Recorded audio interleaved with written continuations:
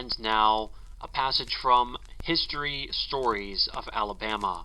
The Vine and Olive Company. French refugees settle Demopolis. Late one afternoon in the month of May, 1818, a boat was seen nearing Mobile Point.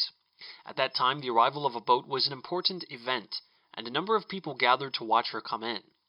The vessel had come all the way from Philadelphia, and the passengers stood on deck, gazing eagerly toward the point where they expected to land. But the pilot, following a worthless old chart, was not steering the boat in the safe course toward the landing, but was approaching a rocky part of the shore, which meant destruction to the vessel. Lieutenant Beale, who stood on shore, fired a gun to warn the sailors against the peril which the rocky coast offered.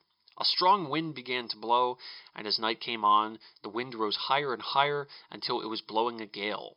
The little boat was tossed about and finally thrown against the breakers where she struck. Then Lieutenant Beale, with Captain Bourke and 4 other brave men, jumped into a boat and set out across a stormy sea to help the passengers in their distress. After a fierce battle against the wind and waves, the boatmen reached the stranded ship. About 1 o'clock, the wind went down, and the worst of the danger was over. The women and children were crowded into the little boat and taken ashore. The men clung to the schooner until the waves washed her into deeper water where she could float. In a few hours, all the passengers were in Mobile, where they were made comfortable. In fact, the people of Mobile showered attention and kindness upon these French refugees who had come into that port on their way to a settlement in Alabama. These French people had come to America looking for homes. After Napoleon was defeated and sent to the island of St. Helena, the followers of the great general were driven from France. Many of them fled to America and stayed in Philadelphia for a while. Then one of their number went to Washington and secured for his friends the privilege of settling somewhere in the West. A grant of land in Alabama was made to these immigrants, and a boatload of them left for Alabama soil. A number of the men and all of the women and children were left in Mobile, while the leaders set out for St. Stephen's on the Tombigbee River.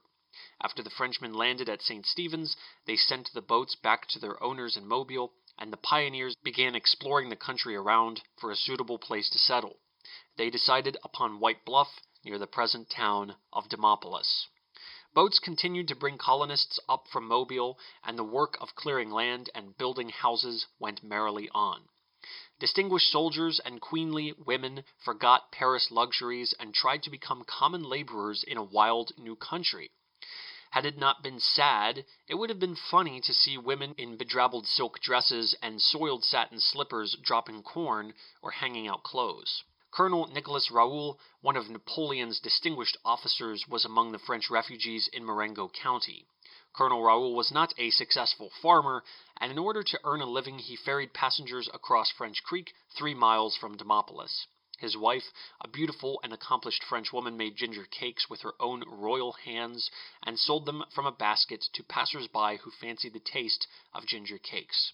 Another French officer who came to Alabama was Count Bertrand Clausel, who grew vegetables down near Mobile Bay and sold them. He drove the cart to market himself and set an example of thrift which other refugees might have followed to good advantage. To be perfectly frank, those French ladies and gentlemen were not successful as pioneer homemakers, but they at least kept smiling. The few precious books, guitars, and finery brought from France were treasured most carefully. In the evenings, the settlers gathered in one of the cabins, where they danced, sang, and talked in their best French style. Occasionally, boxes of luxuries arrived from their friends in France. They indeed made merry while the good things lasted. The government had agreed to sell the French colonists 144 square miles of land at $2 per acre, the purchasers being allowed 14 years in which to pay for their farms. The Vine and Olive Company was the name given to the colony because the Frenchmen agreed to raise grapes and olives such as were grown in France. Grapes and olives were planted, but they did not grow well in this soil and climate. After plots had been cleared, houses built, and crops planted, a dreadful thing happened to the colonists. New settlers began to arrive with government titles to the very lands on which the first French refugees had settled. The association in Philadelphia that had the colony in charge knew nothing whatever about the lands in Alabama. Nevertheless, they proceeded to divide the land grants according to their own ideas. They ignored the fact that settlements had already been made on some of the tracts along the Tombigbee River. The first settlers were struggling bravely to establish themselves in their new homes when in came other people who declared that the association at Philadelphia had given them the very land which the first immigrants had cleared. There seemed to be no way out of the confusion except for the first settlers to move and leave the plots they had begun to cultivate for the newcomers. This was done, and in the course of time new lands were cleared and new homes built. A little town sprang up which was called Demopolis, the city of the people. In later years the county was named Marengo in memory of a great French battle. Several years after the settlement was formed, Napoleon's followers were allowed to return to France, and some of the settlers at Demopolis went back to their homes across the sea. However, many of France's noble sons and accomplished daughters remained in the city of the people.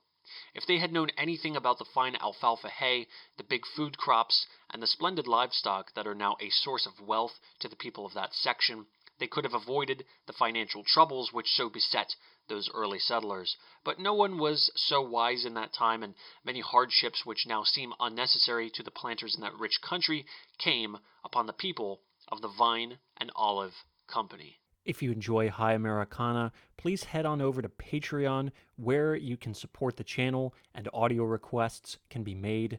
Thank you.